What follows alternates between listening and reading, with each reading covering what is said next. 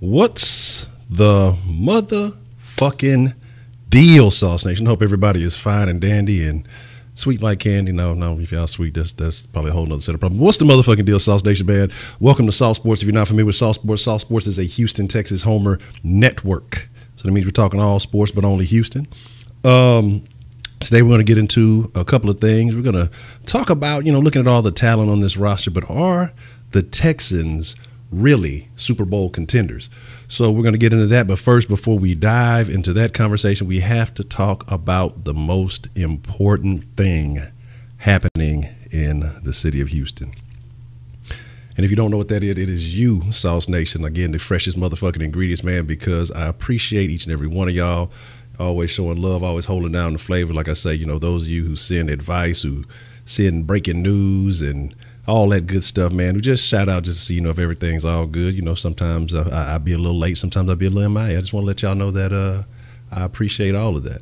So we're going to get into the Sauce Nation roll call. Again, if you don't know what the Sauce Nation roll call is, it means that if you are from the city, and the city being Houston, shout out your side with pride. If you're not from the city, let me know where to send a little bit of that digital love, and I will send that immediately your way. I want to shout out to the round table. Like I say, hope all is well. I just had a decision to kind of go one deep tonight. I'm testing a couple of things, seeing how a few things work.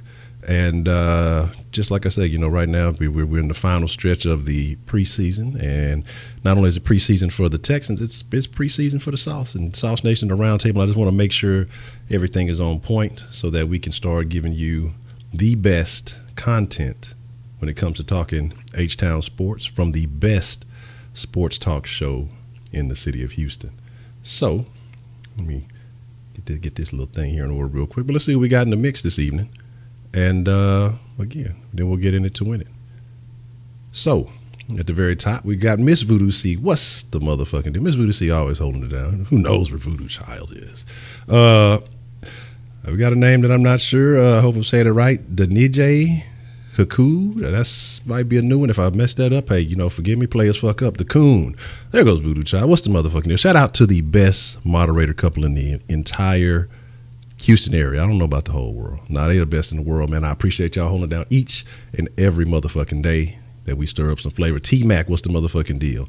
Mr. Agent Pikachu, my favorite of all the Pikachus. J-Pack Broderick Brooks, what's the motherfucking deal? Wise, the wise man in the mix. Dr. Rabbit, what's the motherfucking deal? Heidi, the flower pants Kleindienst. I say no to the flower pants. Houston B, Josh Cooper, Ashmel, what's the motherfucking deal? Edman, what's the motherfucking deal? T Real, Seth Clark, what is the motherfucking deal? Let's see. Make sure we got everybody. Make sure I ain't missing nobody. HTX Reaper. Okay, Humble in the house. The Slum in the house already. Berry Road, Texas. Anthony Washington, what's the motherfucking deal? Northwest, Houston B already.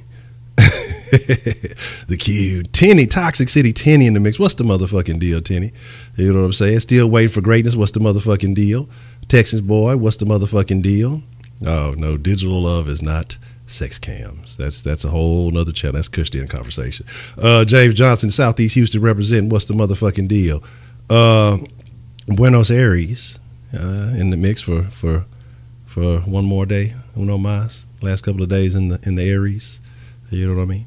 But like I say, man, it's good to see all y'all. I see Lamarck in the motherfucking Lamar Katie. You combined the two. Goddamn, that's two completely different environments. But hey, Rhode Island in the house. Samuel Kuhn, I made a comment the other day that was like Houston is like probably about the size of Rhode Island. And I found out in that GQ article that Houston is bigger than Rhode Island. I did not know there was a greater Houston area. So that's very interesting. But again, like I said, man, we got plenty to talk about tonight. We're going to talk about, like I said, we're going to talk about if the Texans are Super Bowl contenders. We're going to talk about some of the little latest news that's come out, some of the returns, some of the cuts, and, all that other good stuff. Texans, bro, what's the motherfucking deal? Joshua, always good to see you, man. Man, I appreciate that, Anthony. I will do, man. Like I say, we got to be the freshest flavor in H-Town sports.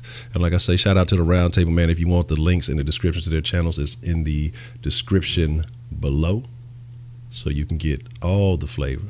You know, you can get all the H-Town knowledge live and direct. Let me make sure get this little thing here in the background. But I got to pull up the minutes, make sure we're on time. So first I want to talk about a couple of comings and goings, and one of those goings kind of made me a little sad. And now initially I wasn't a big fan of this guy. I really didn't even know who he was at first. But after I did the Know Your Texans last year, and I know people have been asking about the Know Your Texans, we're gonna do a little bit different this year. Probably not gonna waste as much time on the guys that ain't gonna make it. And so when we get the real 53, then we'll focus on the Know Your Texans for the real 53. I'm telling you, it's a lot of effort that goes into that. So, but this guy Chris Thompson got waived today, and kind of seen that coming because he hasn't been healthy all preseason, and he's really mainly a special teams guy. Even though he contributed a little bit last year at receiver when we got extremely thin.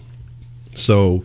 But like I say, when I first heard about him, I didn't think he was going to be anything. And somebody came on the Know Your Texans that I did for him last year and was like, hey, man, keep an eye on this dude. He's going to be a contributor. He's nice. He's got some speed. He didn't have a lot of productivity. I think he was from Florida. And just, they were like, hey, keep an eye on him. He's going to be an asset to the Texans. And they weren't lying. The guy really did contribute. He really did. Like I said, at the end of the year, he had a couple of games where he actually played receiver, and he held it down, So kind of sad to see him go, but again, if you can't really be available, your health is your wealth, and like I say, if you're not available to play, then you just ain't gonna be around too long. That's rather unfortunate. Also, I wanted to talk about somebody that we cut, the guy we cut, Marcus Hardison, for when we picked up Kayvon Webster, and he's like one of the few. I think we've only had 2 sacks in the preseason, if I'm not mistaken, but he was the lone sack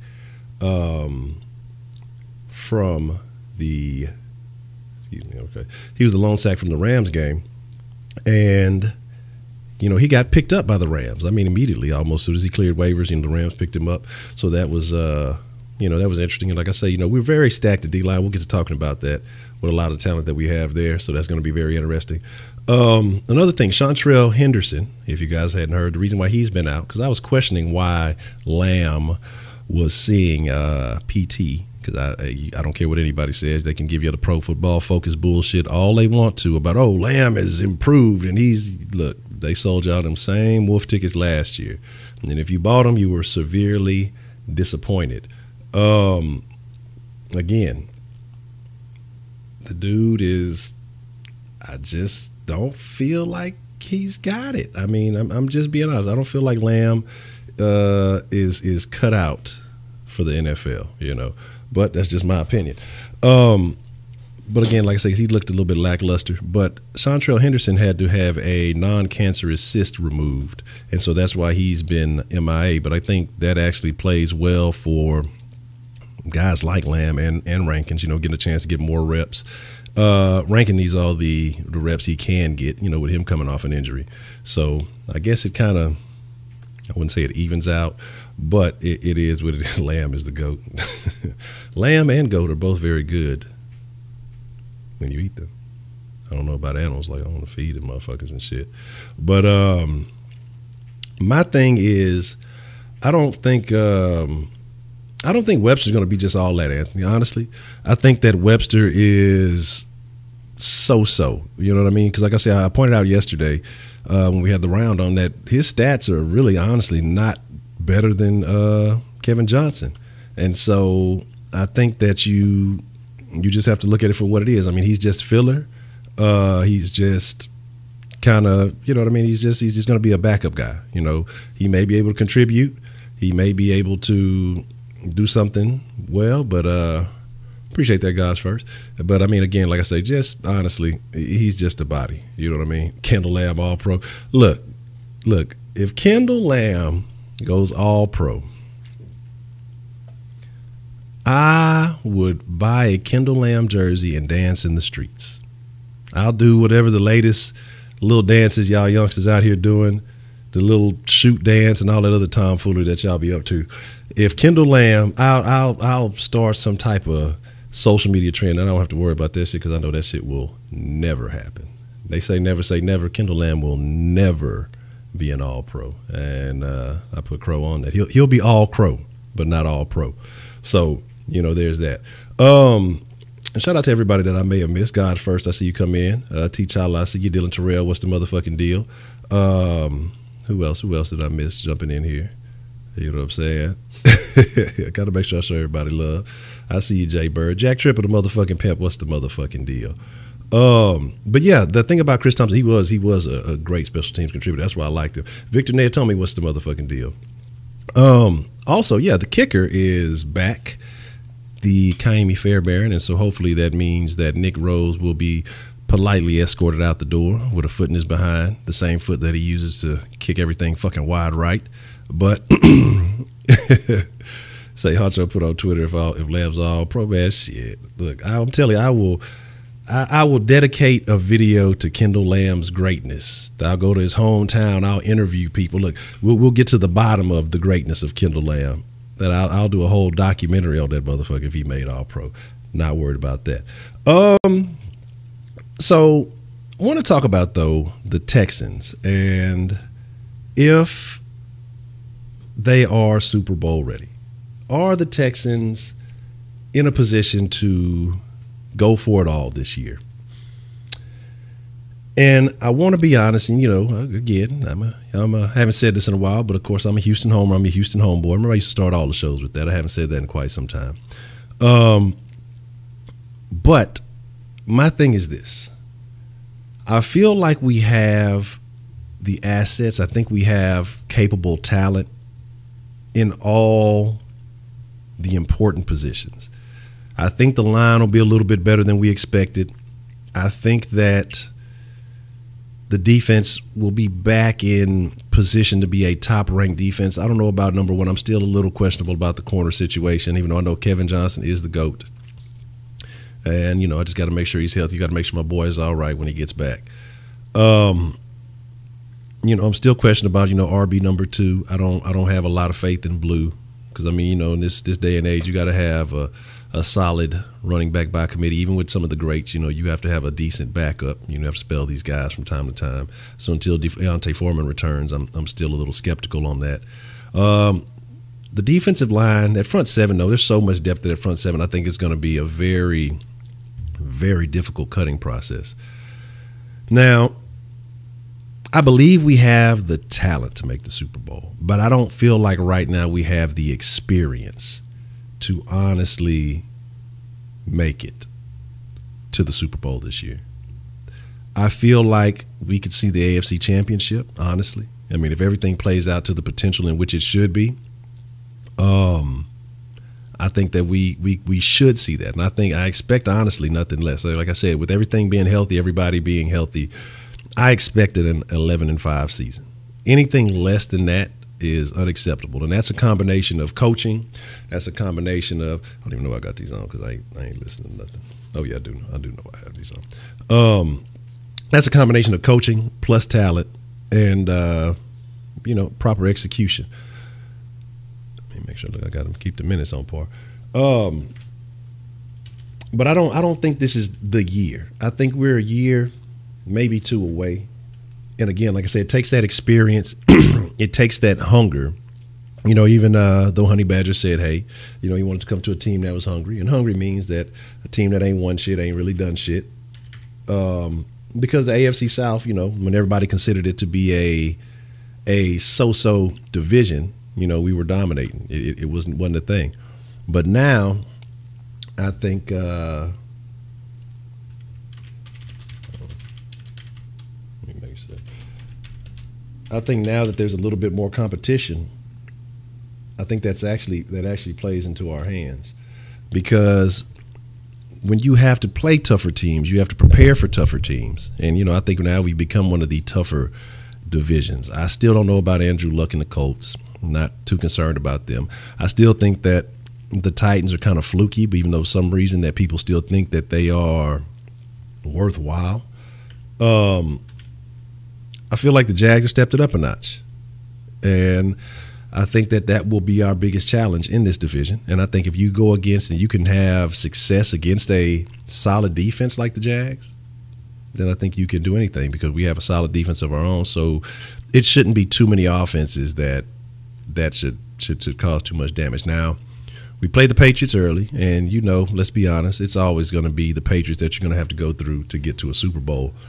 I would be more concerned about facing the Patriots later in the season, once Tom Brady kind of figures some things out and once they, kind of get their positioning right, it can be a little bit different, so we'll have to see how that is.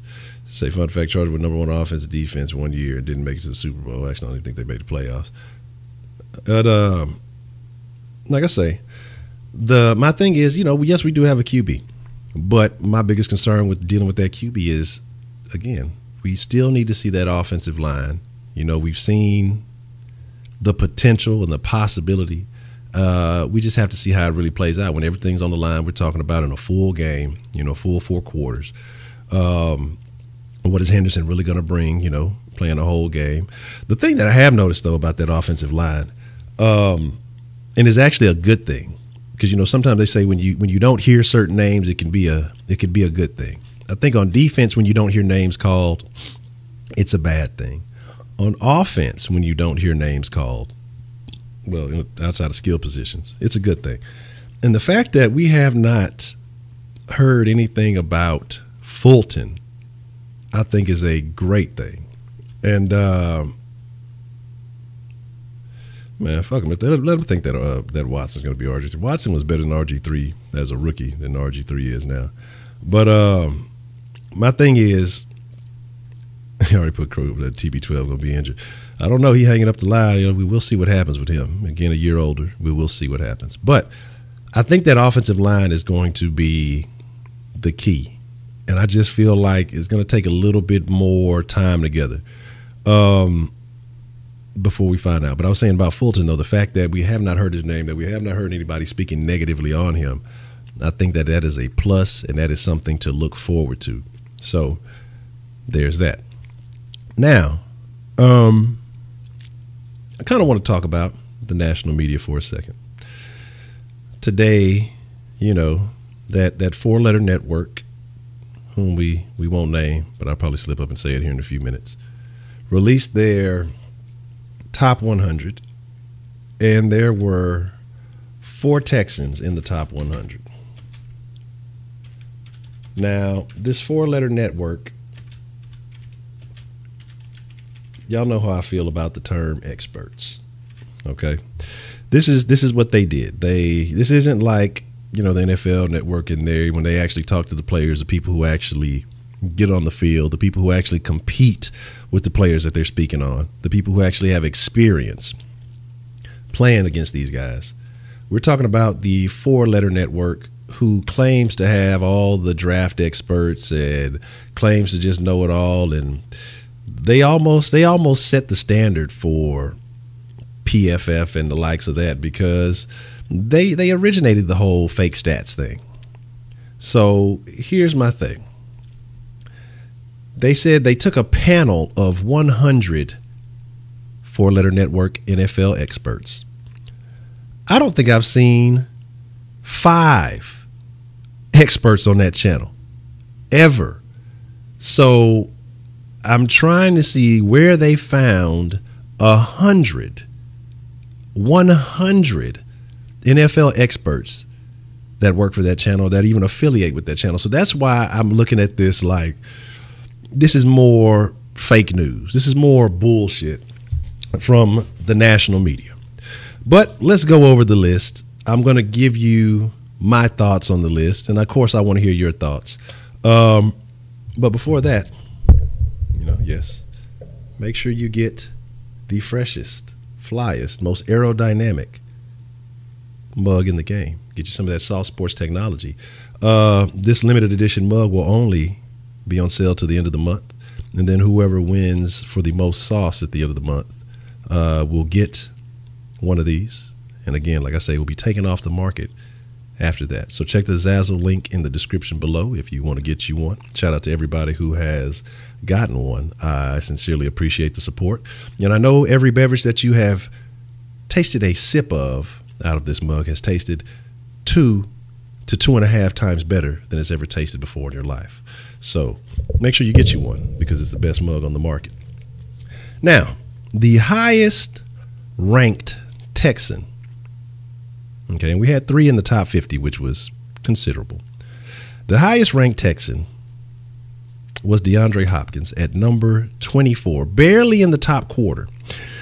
DeAndre Hopkins, number 24, by this panel of experts. Again, okay? How, Sway? They don't got the answers. They put Odell, Julio, and Antonio Brown all over Hopkins. Okay. So I'm trying to figure out how that works, because the thing that you have to, that I talk about a lot, is your health is your wealth. All of these guys have been injured more than Hopkins. None of these guys have played in the conditions that Hopkins has had to play under and still been able to produce. When Roethlisberger ain't there, who is Antonio Brown? Antonio Brown turns into Where's Waldo. Odell Beckham, too busy tooting up the powder and fucking with Insta thoughts. You know what I'm saying? To really, just because he got paid don't mean he's the man.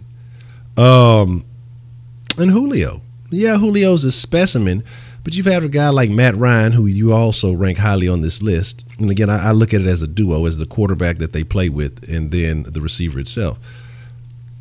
I don't believe it. Again, I personally feel like DeAndre Hopkins is the best receiver in the league, and that's without the bias, because, again, look at the conditions that he played with. Look at the quarterbacks that he's played with. Look at, again, his production, and then look at the health. But, again, 100 experts, whatever. These are guys who, again, you have to, when I tell you about these experts, you got to look at their locations. Where do they get paid at? Are they getting paid in New York? Are they getting paid in L.A.? You know, where are they originating from when you look at these people who speak and who are experts on the game? I mean, none of them getting paid from Houston, so there's that. But anyway, that's just my opinion on the receiver. I was actually surprised at number 33, Jadeveon Clowney. For some reason, I figured that they would have ranked Watt higher, but Clowney was number 33. So I think that bodes well as long as he stays healthy. And I think a lot of that is because what they said basically is that they gave them the 100 experts. And y'all know what I feel about experts, because if they were experts, they'd accurately predict everything every season, and that never happens. They'd accurately predict every draft pick and how successful they would be, but that never happens. Especially fucking Mel Kiper.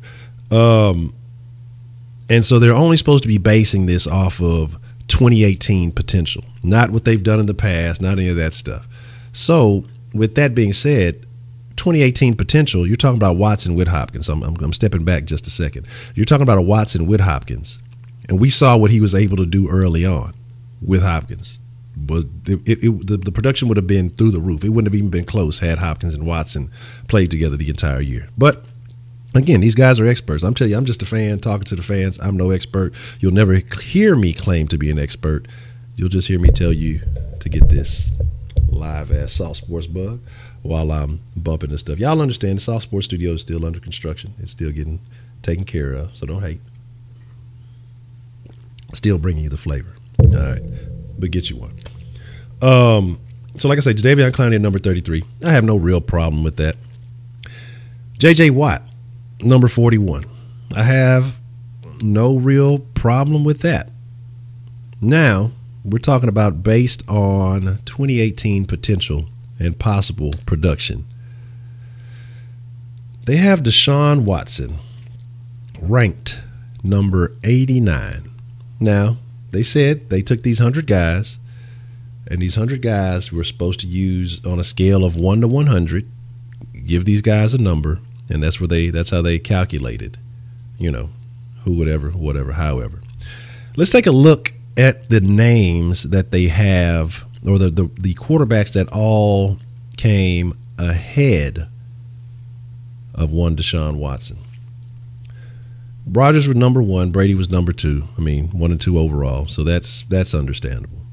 But then you had Breeze. I forgot what number he was. You had Wentz, Big Ben, Russell Wilson, Kirk Cousins, Matt Ryan, Matt Stafford, Phillip Rivers. You had, and this one definitely bothered me. Okay. Jimmy Garoppolo. Jimmy Garoppolo has proven nothing to this league. But again, people love that, oh, he's a protege of Tom Brady, when Tom Brady has been noted as to not liking Jimmy G, has not done anything to help and assist him. Jimmy G is overrated, but whatever. Cam Newton. And then you have Deshaun Watson. The only, what's the motherfucking deal, David Pritchard? Good to see you. Cool, Amber. What's the motherfucking deal? The only quarterback on this list that was lower than Deshaun Watson, this top 100, Alex Smith. And I think that's a disservice to Alex Smith. I think Alex Smith gets he gets treated poorly. Alex Smith is a solid quarterback. He's a very capable quarterback. But I think just, early on in his career, he dealt with a lot of OCs, never had a lot of consistency. And I think that hurt him. Is finally, getting something consistent. Then every time he's been able to kind of get in a groove and be about to do something somewhere, a young up-and-comer comes and just kind of boots him out the way. So I feel a little bad for Alex Smith, because I think he's a better quarterback than people really give him. But yes, fuck that 4-letter network. They smoking big dope. Whenever I do smoke again, I'm going to have to pull up at ESPN, say, let your boy get a blunt or whatever y'all smoke, because y'all on that bullshit. But I was pretty offended by this list, because now I'm not saying that Deshaun Watson needs to be number 1 on this list. I'm not saying that he needs to be number 1 on anybody's list. But I feel like Jimmy G, come on, man. Right now, Cam was a former MVP. I'm not going to say he's better than Cam. He slides better than Cam. I'll give him that. But I feel like, to say that, and it was a couple other players, I should have wrote them down. I should have took note. But to say that he's the 89th best player overall, to me, that's a disservice. He was a record-breaking rookie, man. And so you're putting guys like Taylor Lewan as a better player than he is. It's a couple other names that really just stuck out to me, and I have to go back and, like I say, recheck it. But if you get a chance, check out that list. Let me know your thoughts on that. We're not going to harp on that much longer, because I get a little bit yeah, exactly. And that's my thing. That's what I say, when you compare it to the NFL players list, you see a much different number with a lot of these rankings. And so I think that I would rely on the NFL players list as opposed to the ESPN list. That's just my personal opinion. Now, I wanted to talk about this team, and I want to talk about certain positions, and I want to talk about talent. And one of the mainstays on the Texans, who's been here for a few years now, since about 2011, if I'm not mistaken, has been one Johnathan Joseph. Now, Johnathan Joseph, the old head, the milk dud, but he's got a lot rotating in that milk dud. He's got a lot going on. Okay. I don't know what I just read. I'm not even going to comment on that. But Johnathan Joseph made some very interesting comments today. Okay. And I kind of want to talk about those things. And I want to know what you guys think, Sauce Nation. I want to know how you feel. Now, Johnathan Joseph made 3 statements that stood out today. The first one was saying that he took less money to stay here. So, because I forgot who the other team that was in. I want to say, was it the Raiders? it was one or two other teams that was interested in J. Joe, and I do recall him, being able to have more money.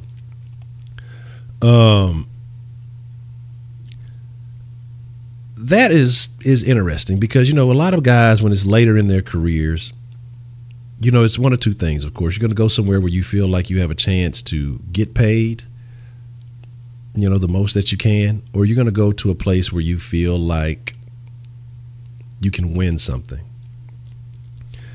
And so with the options that he had, he chose to take less money with the Texans. So in my opinion, it feels like he thinks that there's something going on here. And the next comment that he made kind of co-signs that. He said that, and this is what I want to. This is where I want to know your thoughts. And let me go and look. Let me make sure I get y'all some sauce stirred up. I ain't been giving y'all the sauce like y'all need, so make sure that y'all can compete. Y'all gonna be sauce broke before it's all said and done. He said that this is the best team that he's been on. Do y'all feel like, since that would be about 2011, do you feel like this is the best Texans team on this roster as a whole since 2011? That's what I want to know. I want to know your thoughts on that. Now, I would say that quarterback is a very important position. And I think the Deshaun factor is what gives you that. I think that's what sets this team, because there were a lot of very talented teams. You had teams that were basically automatically number one defense. You had teams that were very talented on offense, put up numbers. You had some Foster teams there, but I'm not going to call them Schaub teams. But you had Andres and Fosters, and let's not forget Kevin Walters. But I think it's the Deshaun factor, and that's what I think. And I know you're talking about the year that Schaub got hurt. That was an extremely talented team. You say no, next year is the best. John the Apostle. Because what I'm saying is, top to bottom, I mean, if you look at it, there's talent everywhere. I think compared to the Andre Arian years, I mean, if you're comparing their running back, D'Onta Foreman has the potential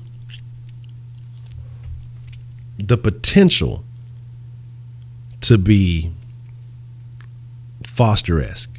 No, they don't run the same, but the fact that he possesses a solid skill set for a running back, I think Foster was different, of course, being an undrafted free agent and then just kind of popping on the scene the way that he did.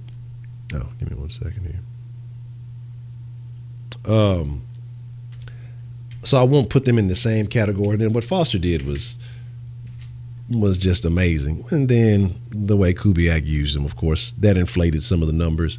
I think that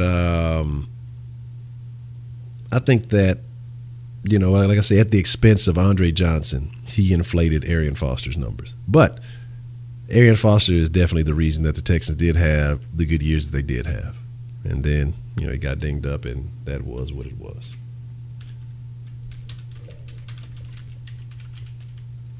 Oh, let me learn to spell real quick. Now,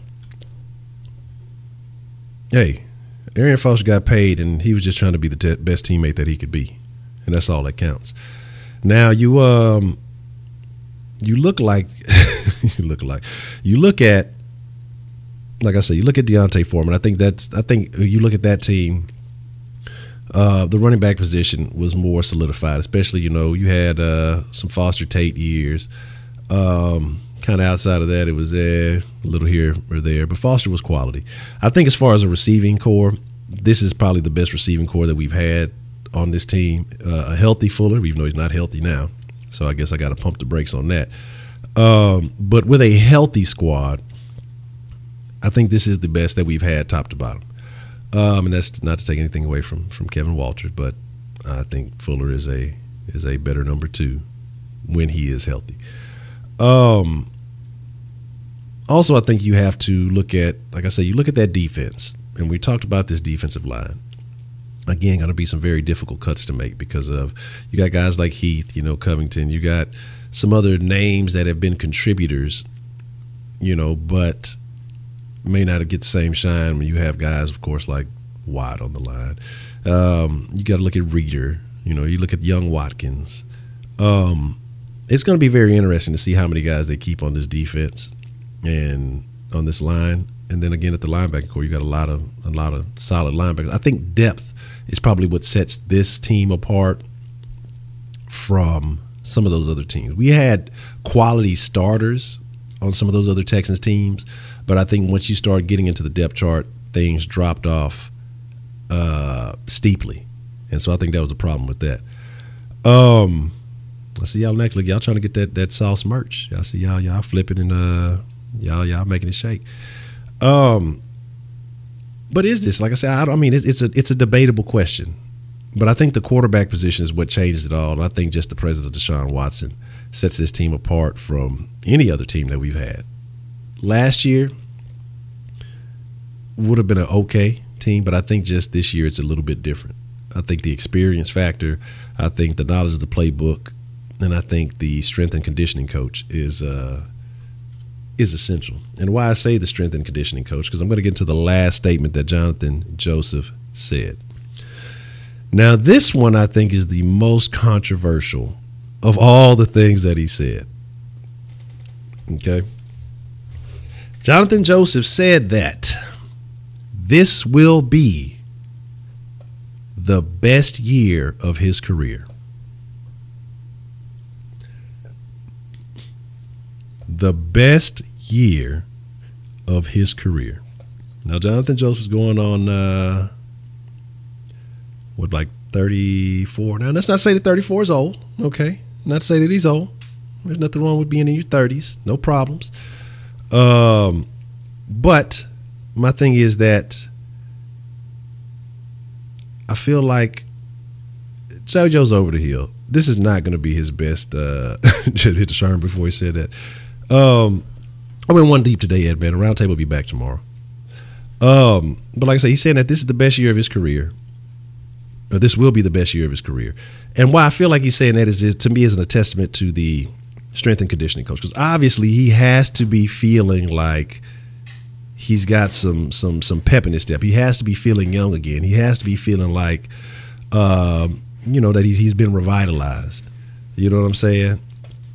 Because guys around this age, and hey, I'm hoping that I can eat some J. Joe Crow. All right, it'll be a bald-headed crow, tastes a little bit like a milk dud, but I'll eat the J. Joe Crow if I'm proven wrong. So I have no problem with that. But I think that he needs to pump the brakes a little bit on that last one. But he said basically, I forgot the exact wording, but essentially he said, mark my motherfucking words, that all this shit gonna come true. So J. Joe put a mark my motherfucking words on all those statements, even though he didn't say mark my motherfucking words. So I'm sure they would frown upon that in an interview. But speaking about profanity in interviews, and then after this next topic, we will open up the sauce line for your thoughts and comments. And actually, I apologize because we have a few texts on the sauce line, and I'll address those before we get to that.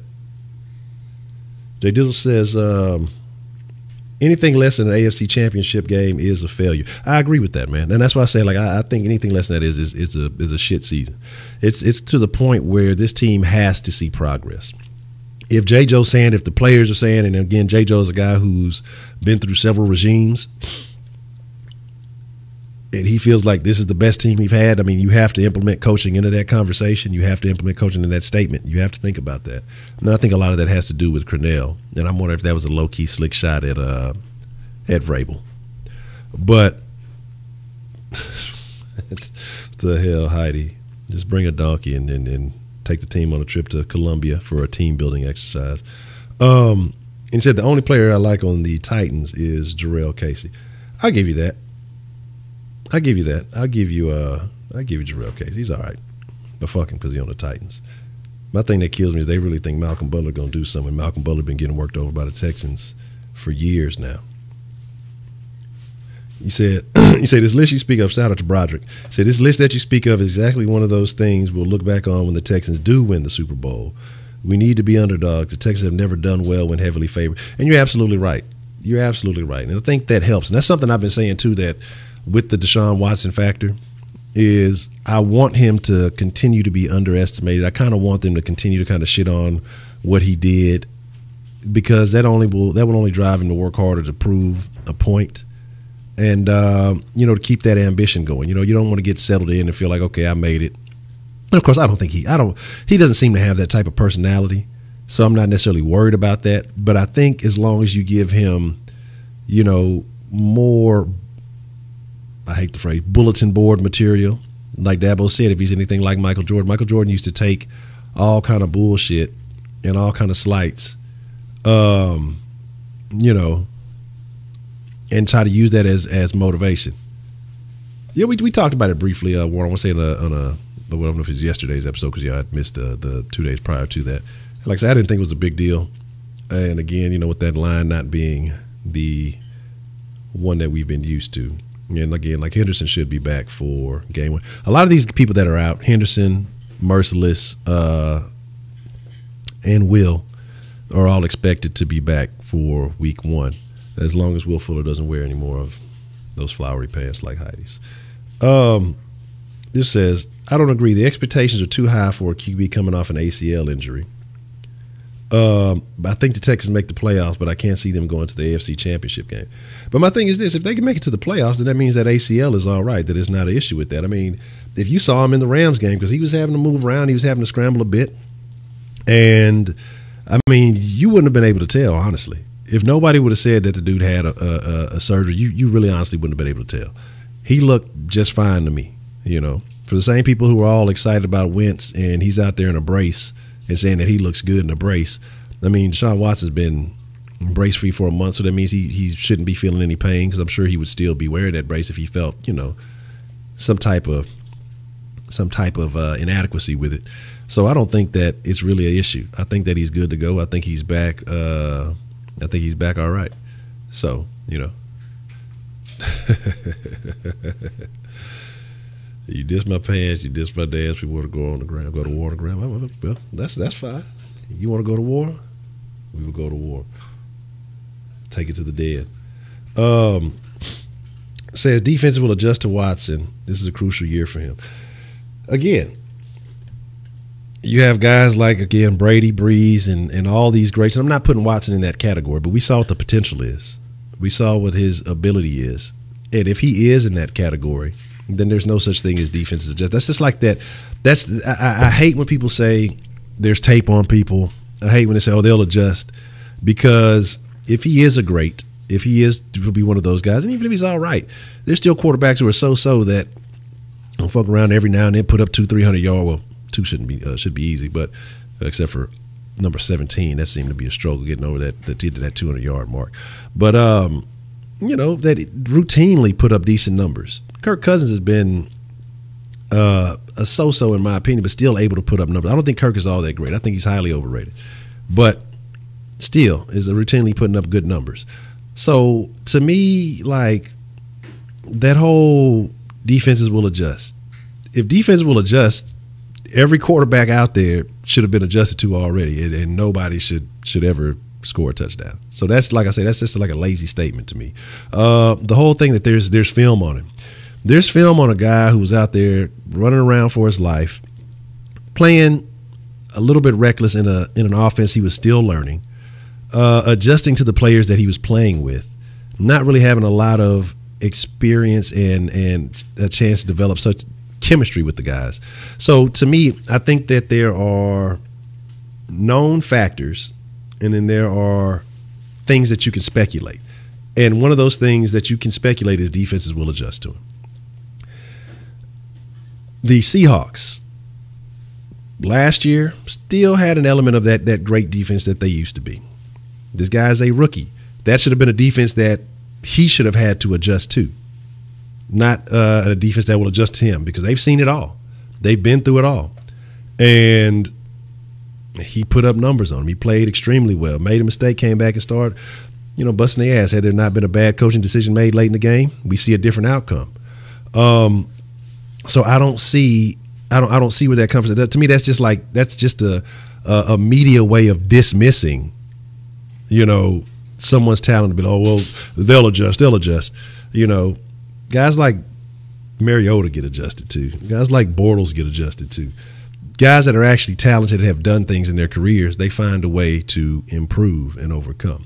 So there's that whole thing. That's just my opinion. But again, everybody's entitled to their opinion. That's what makes the sauce so fresh. Everybody is entitled to their own thoughts. So something I want to talk about, and then we'll open up the sauce line here. And matter of fact, look, I'm tripping because I have not had the sauce line number up here for y'all. I apologize. Oh, and I did tell y'all that the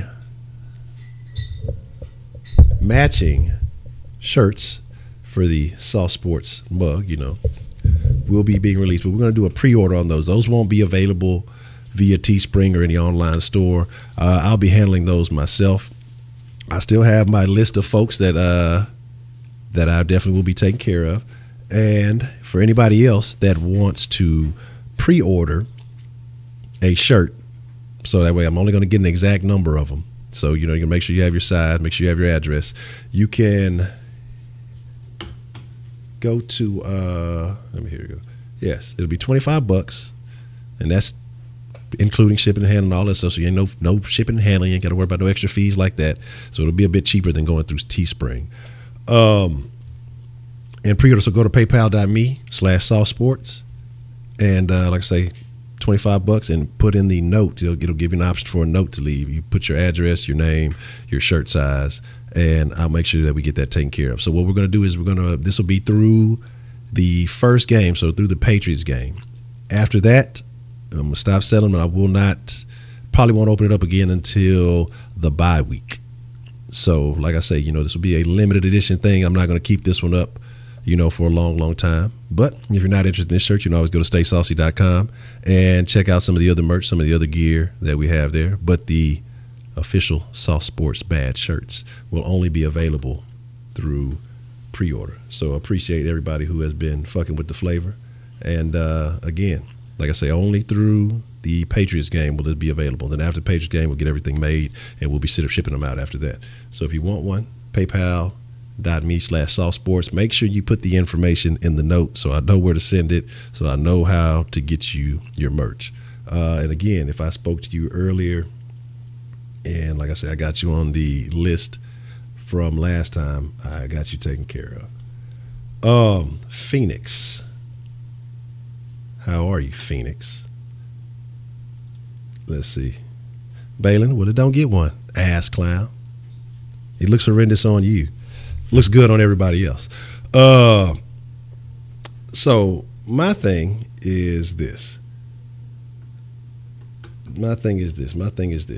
I wanted to talk about a book that's coming out, and there's a little bit of segment. We've been talking about how glad we are that Bob McNair has not been talking too much. That ain't been saying too much shit. And, and Heidi, that was because he ain't give a shit. He knew he was coming out the game. He was like, fuck it. I'm gonna throw me I'm gonna go for the gusto, see what I can get. So I don't think that's a big deal. Like, I'm not even concerned about that throw. But it's a book coming out called Big Game, NFL in Dangerous Times. And there is a feature section of Bob McNair. And apparently Bob McNair has a little bit more pull in the NFL with the owners than previously expected. But there's a few little things going on with that. But I want to talk about the thing that a couple of things that stood out for me. The book's not out yet, but there was a slight interview. They were talking about it. And what bothers me is, we talk about this. Finally buzzed the McRib. We talk about how much this team emulates the fucking Patriots. That's too much sauce. And they finally muzzled the McRib. McRib is the greatest barbecue sandwich of all time. What do you mean? What are you talking about? No, that's a joke. But we talk about how this team, and I really think that originates, not stimulates. Nobody wants to stimulate Bob McNair. That all originates from Bob McNair, man. I think he wants to be Kraft so bad, because I know you guys saw the limited edition Texan shoes that just came out, which is the exact same colorways as the fucking Patriot shoes. The only difference is the fucking logos on them. So they were like, fuck it, we get a 2-for-1 deal. We'll just make these Patriots and Texan shoes the same, and we'll just change the logos on them. But my thing is, he talked about Deflategate, and he said, everybody was just making a mountain out of a molehill, when I think it was personally an issue. I feel like you say you want him. I don't know. Like I say, look, from a distance, you're going to look like a Patriots fan. But the thing about Bob that I found most interesting is, when we were on Hard Knocks, apparently he was upset. Apparently he was disgusted. Apparently he was offended. He was distraught and embarrassed by the profanity that was used on Hard Knocks. I fucking hate Bob McNair. Like, I really do. Like, I don't hate anybody, but I just really dislike it. Like, what the fuck do you think this shit is? This is the fucking game of football. It's not a fucking game of Ring Around the Rosie or whatever the fuck this shit is. Like, what do you expect grown men who bang heads with each other all fucking day, who risk injury, who coach these other motherfuckers? You got to get across these. Like, as apparently, he was upset with Bob, not Bob, I'll keep going, B.O.B. also, because he used profanity too. So what this motherfucker did was implemented a swear jar in the fucking locker room. What kind of whack ass shit is that? Like, that's some shit you do, as a family, if you're trying to keep your kids from using profanity and you want to set a good example. But yeah, Matthew did. He played a little bit, but I don't think he had too much action. I think he was. I don't know how many series were there. Like I say, I had missed most of the game. I had to listen in, but I know he did play.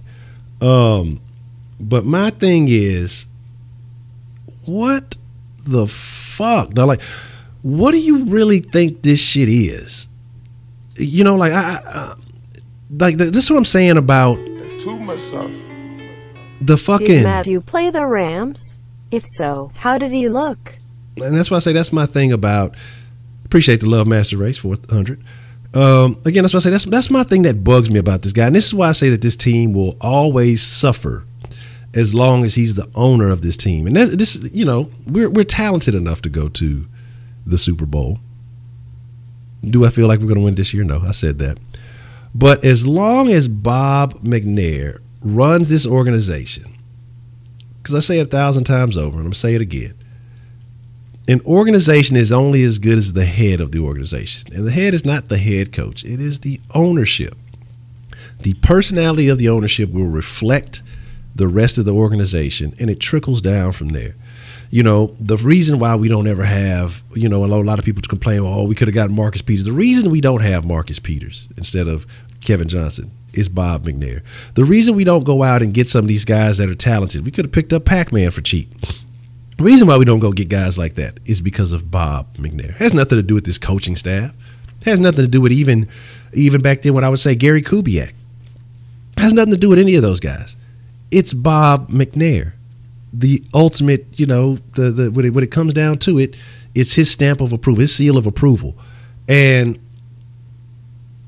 so the U.S., yes, the U.S. is only as good as the president. God damn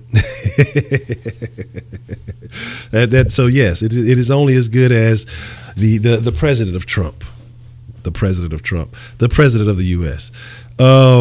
Yeah, it is what it is, because you start to see people who you normally don't hear from and see from come out ever since Trump has been president. You see a different culture shift. You've seen a culture shift in the U.S. So your character of the head of your organization reflects the organization greatly. So there's that. But again, so when we sit here and we complain, about why didn't B.O.B. go get this guy? Why didn't Brian Gaines go get this guy? Why didn't back then Kubiak go get this guy, and trust me, I put a lot of blame on Kubiak. I hate Kubiak for what he did to Andre's career. Again, like I say, Andre could have been one of the greatest receivers to ever play the game, but again, Kubiak used him like a workhorse receiver. I don't know if that's a real thing. Usually use that term with running backs, but give me close to the red zone, and then I don't need you no more. My thing is said, how come RG3 didn't become a star? He's similar to Watson. That's not even the same. RG3 didn't win shit. Bob McNair is a child of God. He can't turn cuss words to sin. He wants to be a godfather. Trust me, he ain't no child of God. He might think he is, but again, well, that's a whole nother conversation. That's for a whole nother. That's more of a Kush Den conversation. And yes, we will have a Kush Den at 10 tonight. So make sure y'all tune into that because we will be talking about cultural differences in America. But again, so like I say, that whole thing, it bugs me, man. It bugs me. Like, I don't care about the other comments because I've told you why I felt like he was weak. Because my thing is this: everybody's entitled to their opinion. I don't care. This is America. You got free speech. I'm gonna say what the fuck I want to say. A lot of people ain't gonna agree with shit that I say. Okay, I feel like you should be entitled to say what you feel. All right. So when he initially came out and said whatever he said, fine, dandy. Okay, we know who you are. We understand your character. Then he came and he apologized.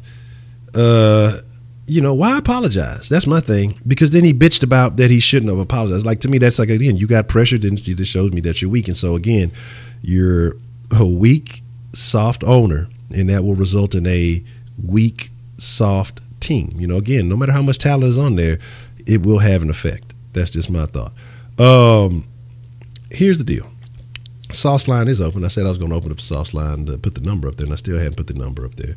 So for your text and your calls, if you want to call in to the SauceLine and speak your piece, share your thoughts, or you have a comment or a question, we will open that up so you can, again, splash your flavor on the sauce, man. Because, again, without you, there is no sauce, man. You guys are the freshest motherfucking ingredients. And, again, I appreciate each and every one of you guys who contribute to the flavor. But again, like I said, but talking about fucking Bob McNair. So my thing is just that, but the good thing about this, I will give him that, is the swear jar. He doesn't take it and stuff it in his own pockets. They do send the money to charity, which is, I don't know what charity, but it is what it is. But my thing is, like, a lot of people talk about Bob McNair and say, oh, well, he's a racist and this, that. I'm not going to go all the way on that boat. Because he too got the YMCA in the hood, you know what I'm saying? He got the Third Ward YMCA, the Texans YMCA or whatever. And, that place does a lot of good for, people in that area. So I think that, it's no big deal. And again, people say, oh, that could be a front or an image or whatever. A real racist ain't going to do shit for nobody. But it is what it is. So do you think Watson hates McNair or likes him? I don't think they care. I honestly don't think they care. I think they play in spite of him because, again, he's I figured out why, with that comment makes me think, I figured out why Texans fans are so fickle. Why most Texans fans are so fickle. Because we have a fickle-ass owner. Loves to show up when we win. Wants to be all on camera, wants to have comments, wants to celebrate. But when we're not looking so good, he's the first motherfucker out the building. You can't find fucking Bob McNair after a losing affair from the Houston Texans. So again, like I say, the way the organization is represented, its owner is essential in our image, and the fans act just like the owner. If we ain't winning, they don't show up. If we are winning, then shit, it is what it is. Let me get a poll and let me get y'all some sauce stirred up here, man. Bob McNair donated to the Houston Country Club. Well, I'm probably sure he did. He's probably got some friends in low places. Hey-o. See what I did there? Let's get y'all some sauce activated. Let's get that raffle going so y'all can try to have a shot at winning the merch at the end of the month, which is like a couple of days away. What is that, like Friday? Friday's like the end of the month. We'll make this a good one. We'll use everybody's favorite word for this one.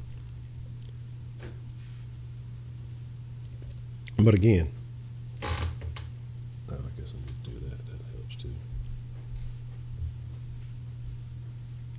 again,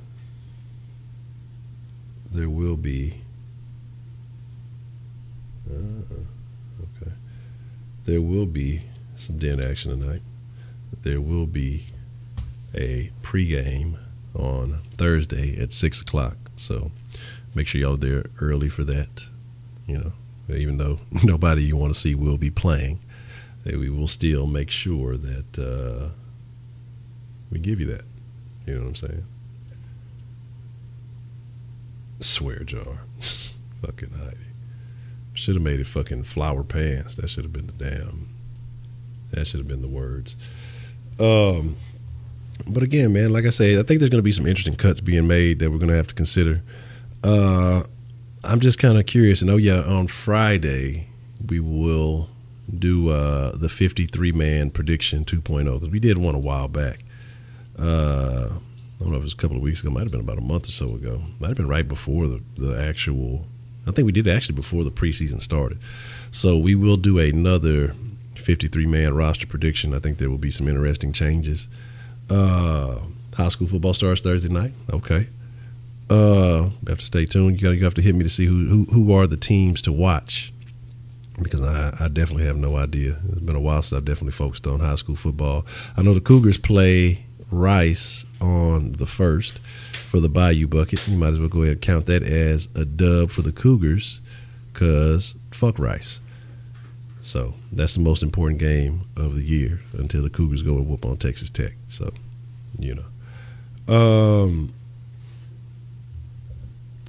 are you worthy of mod? Ed, man, I've been working on my positivity. I've been working on my thinking controls, who you are, your destiny. Your thoughts become things. Okay. And so my thought right now is to not even entertain that comment. So it's not even a thing. The Cougars will not lose. I'm not even worried about that. Let's say from Madison High School. Okay. All right. I'll definitely keep a watch. That's fucking funny. Give you 5 minutes tomorrow for high school. That's a bet. I got you, brother. That's a BET. I'm gonna write that down. I got you. Because like I say, it's all sports. Only Houston high school football is a sport, man. And like I say, let's talk about that. Let's actually discuss something about that. Hit me up on the Twitter, man. We could definitely talk some things about that. About high school.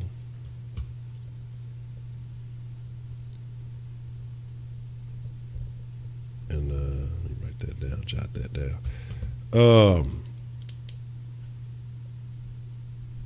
Cougar was the pilot hyperventilator. It has nothing to do with the University of Houston, Heidi, and I will appreciate if you refrain from ever using that reference ever again. Oh, man, it's my boy Chandler. Chandler, what's the motherfucking deal? Says, hey, Honcho, I wanted to give a shout out, but I got a question. Do you see anyone getting cut from the receiver, a tight end, and running backs also with the secondary? Man, I think it's going to be very interesting. I want to say, of course, the Jester Weah guy, and he's going to get cut, and his uncle's going to send some soldiers from Liberia to attack the team for cutting him. Nah, but seriously, he's probably going to get cut. Vincent Smith is a real interesting one because I know the Texans like him. I see him as a potential project, so I don't know if he'll probably get cut, but I don't know about him, clearing waivers and ending up back on the practice squad. So that is going to be a very interesting one to see. I've heard talk, I was listening, not listening, but I read a little something from Pat D. Stat, and it was someone else, and I thought it was pretty interesting. And they were speaking on saying that they feel like Ellington could possibly be a bubble guy. I personally don't think so, and I didn't really like what Patty Stead has to offer. And if you ain't checking him out, man, check out Patty Stead. He's very, very knowledgeable, not with the bias and the bullshit. Probably the most interesting Texans talker other than the sauce. Hey, but the reason why he was saying all the other guys can contribute on special teams, and that's a fact because we've heard the word versatility so many times when dealing with this team. From Brian Gaines, from Bill O'Brien, from the Bryans. And Ellington doesn't necessarily contribute on special teams. But again, I think having three guys that you're confident in as in pass catchers, as far as Hopkins and Fuller, of course, they're guaranteed. And Ellington, I think Ellington seems sure-handed for the most part, as long as you don't have guys running the wrong routes in front of him. I think being special teams players helps guys like Coates and Braxton a little bit more so. So, I mean, we'll see. We'll definitely see. And I'm forgetting somebody. Who am I not thinking of right now? Who am I forgetting? I'm forgetting? I'm forgetting. A&M is Houston. UT is Austin. All those people hate Houston. Well, fuck them then. But like I say, exactly. We ran A&M out of town. We are the best college in Texas, U of H. But I feel like, who am I forgetting? It's slipping my mind right now as far as receivers. Well, Ellington, Hopkins, Coates, Braxton. Vincent Smith ain't going to take over nobody's spot. Jester's not going to take over somebody's spot. Who am I forgetting? I feel like I'm forgetting somebody. I really feel like I am. But, Kiki, yeah, because he's been hurt. Goddamn. Thank you, Russell. Shout out to Russell, man, holding it down. Like I said, because it was somebody else. Shout out to Russell Moody. You know what I'm saying? For all that. Because I know I'm fucking forgetting somebody. Kiki. But Kiki also is going to contribute on special teams. But Kiki's basically a lock. Like, again, like I said, they've been talking about Kiki ain't dropped shit in practice. More than one person has said that, including a fellow receiver. So I think Kiki is pretty much a shoe-in as long as he remains healthy. So if they carry 6, it's easy to figure out. It'll be Sammy, Hopkins, Fuller, Kiki, Ellington, and Braxton. But if they only carry 5, I think it comes down, personally, I think it comes down to Coates and Braxton. But as Broderick has mentioned a few times, that hey, if that is the case, Braxton could possibly be used as trade bait. Has had a very good preseason. I wouldn't say trade him to the Patriots because you're going to be playing in week 1 and you don't want that type of information getting out there. But I'm sure there are a couple other teams who are receiver needy. And if they can, take a look and say, okay, this guy's been contributing, you may be able to get an asset back for him, something that you could use. So I wouldn't be surprised if you see something like that happening. And I probably wouldn't mind. I'd probably prefer something like that happening. Oh, no, don't give them to the Jags either. You don't want to give them to anybody who, especially with, that defense, you don't want to give them to anybody you're going to deal with having a knowledge of your offense. Because, again, Braxton's been playing inside, outside, and so he's more familiar with the receiving position than he's been in years prior to. It'll be very interesting. So he also said from the tight ends, sad to say, I think Anderson's out of there, but we mentioned that yesterday. Then I think you got Griffin, Akins, and Thomas. I think they're going to go with the 2 young guys, keep one veteran presence, and go with that route.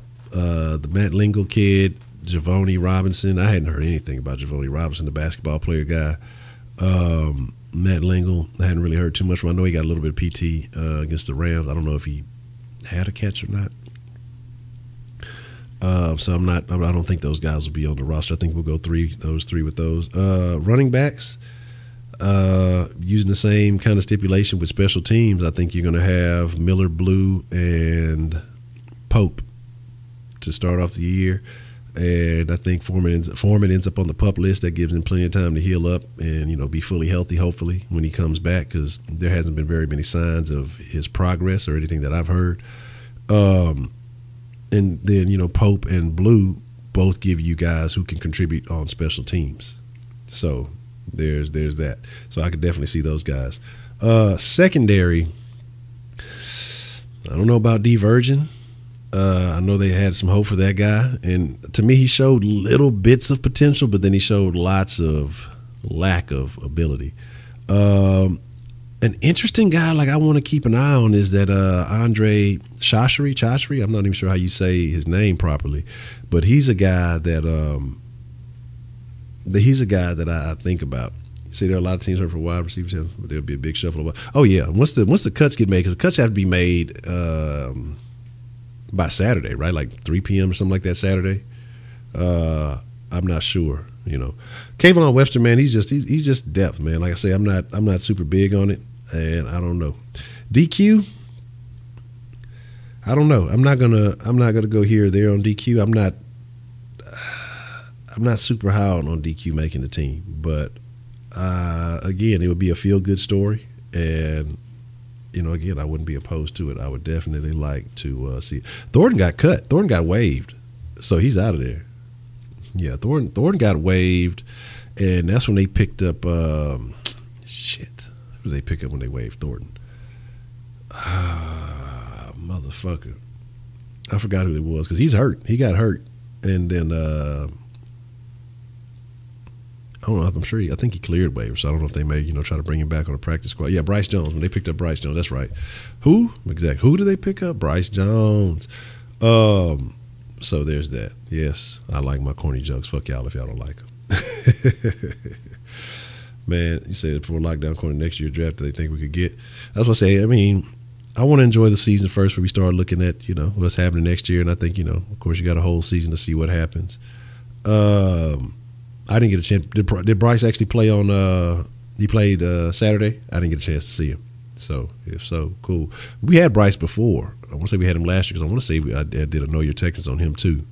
And so we'll see. But as far as the Know Your Texans videos go, like I say, once we get down to the real 53, that's how we're going to handle that. Because I was seriously thinking about it. Ain't no way for to talk about all these motherfuckers again this year. And most of them, not going to be around. And it's cool and it was fun, but that's not going to happen again. Scotty, leave my feet alone. Scotty is affecting the stream because he's attacking my feet. And then the video that everybody has been waiting for, that everybody wants, that everybody's been asking. Yes, there will be a part 2 of the most infamous Sauce Sports video ever made. And if I have to tell you what it is, well, you just don't know Sauce Sports. There will be a part 2. There will be a part 2. It's already. Nah, I think I'm gonna be drug free because I've been holding it down. Like going on what, close to 3 months. So I might I'm enjoying my cleanliness. Maybe I'll fire up a Black and Mild or something. We'll see. We'll see. We'll see what happens. We'll have to see what happens with the 16-0 part 2, because it's going on a good solid 3 months of drug-free living. So I'm Gucci, with that. Look at who's talking. The medical doctor. Yeah. The doctor that fails their own piss test. Anywho.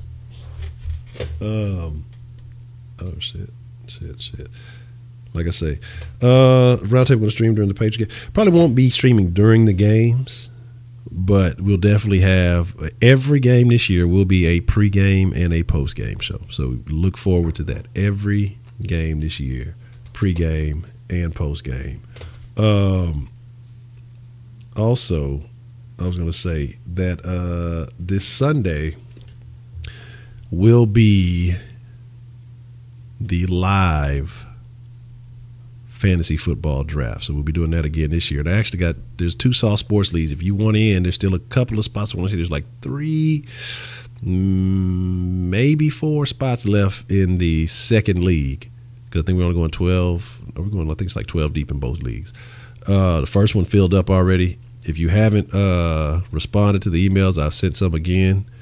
So if you want to be a part of that, text the Sauce Line. Numbers right there above my head. Text the Sauce Line if you want to be a part of the Fantasy Football League. Still got the Xbox and PlayStation Madden leagues going. If you want to be a part of that, I'll shoot your info to Wise and I'll shoot your info to Wink. Just again, text the Sauce Line and I'll make sure that info. Scotty, leave me the fuck alone, Scotty. And I'll make sure that y'all get that information.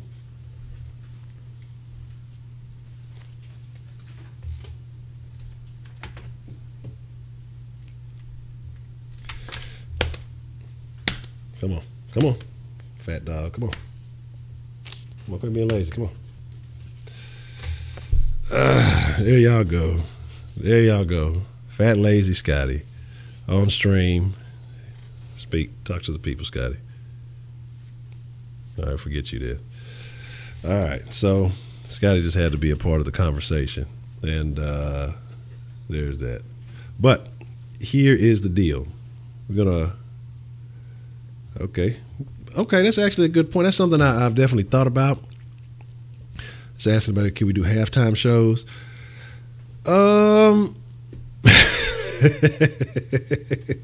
Shout out to Voodoo Child, man. Talk about feed Scotty. Look, I can't even lift him up. Scotty is a fat dog. Look at this. That's not fur. That's too much sauce. That's fat. Oh, y'all saw on. Y'all seen that boy that got Gucci, man. You know what I'm saying? He repping. Look, Scotty repping. But he keep his flag to the side because, you know, he a gangster. That's how he get down. But, Scotty, let's see, you're a racist, MD Beauty. You know Scotty, once his hair gets long, it gets like a dirty tinge to it. Scotty is clean. Scotty is fresh to death. He just got to keep his hair short. It only looks white whenever he's short-haired. But when his hair gets long, it has like this little dirty blonde, dirty brown tint to it. Scotty's a racial minority. You know, yes, we oppress Scotty when we're not on camera. But yeah, that's we might think about maybe using like IG or Facebook or something like that to do a halftime. So it's something to consider. It's definitely something to consider. Probably IG because, you know what I'm saying, like just access it from the phone and just kind of talk about it during the halftime show. So if you're not following on Instagram and Twitter, it's the same name, at SauceSportsHTX. You know what? You wash Scotty, goddammit. Scotty does have that dirty beard though. We got to figure out to do something with that beard. I'm gonna have to get some bleach and wash that beard. Again, Sauce Sports HTX. If you want to follow on Instagram and Twitter, at Honcho HTX. If you want to follow Honcho and my shenanigans, if you fuck with the Kush did, if you fuck with the other shit that I do, if you want to stay updated on as far as the information on shows, at Honcho HTX on Instagram and Twitter. Yeah, Scotty does run the show. He definitely winning. Me and Scotty have had a little beef, you know, the last week when he ate my breakfast, but we all good now. We squashed beef, we shook on it, all that good shit. Quit fucking licking me. But with that being said, that's funny. And they're join the Facebook group. The link just popped up in the deal. Be a part of the Sauce Sports Facebook group, so that way, so be, like I said, be a part of that, man. Like I say, but we're gonna wrap things up, and we'll be in the den at 10, and we'll be talking about cultural differences in America. We'll be talking about Heidi and her relationship with the Colombian donkey, and outside of that, man, Sauce Nation, y'all are the freshest motherfucking ingredients in the world. I appreciate it. Yeah, we're gonna wrap it up a little bit short tonight, and like I say, but yes, already with that being said, but make sure y'all there for that, man. Like I said, it's always a good conversation in the Kush Den, the drug-free Kush Den, the smoke-free Kush Den, but it is what it is. So you're not allowed to be on IG Too Many Thoughts. Man, you ain't lying about IG thoughts. We need to have an episode about IG thoughts in the Kush Den. We need to just have a digital thoughts period, from Instagram to Twitch to fucking Twitter. There's Twitter thoughts out there, and they that's the worst ones because they're allowed to express thoughts with thoughts. That's the worst ones. So you know what I mean? But again, with that being said, man, Sauce Station, I appreciate each and every one of y'all. I had all this shit booted up. I ain't even using none of the little majiggers, so I'm gonna use them now. Use that shit. Let me throw this across the screen real quick. Bow. I said I was going to start using more of that shit during the streams, but I forgot to. Blame Scotty. It's all his fault. But with that being said, man, I appreciate each and every one of y'all. I appreciate everybody who came through on the sauce line. Appreciate all the super saucy, super chat love. And again, like I say, Den at 10, we'll be back at it tomorrow. Roundtable will be joining me tomorrow. We'll be talking about, you know, what to look forward to. We'll be talking about some more cuts and whatever new news pops up relating to the Texans and the Rockets and anything else shaking in the city of H-Town. Yes, y'all be cool like y'all be cool. Y'all are the freshest motherfucking ingredients in the world. I don't know, Balin was a little stale tonight. Balin was hating, so he a little stale tonight. But everybody else, y'all keep it fresh. Y'all stay saucy. And with that being said, we out. Scotty out too. There you go. You can get some love, y'all. You don't even know what the fuck is going on. Damn dog.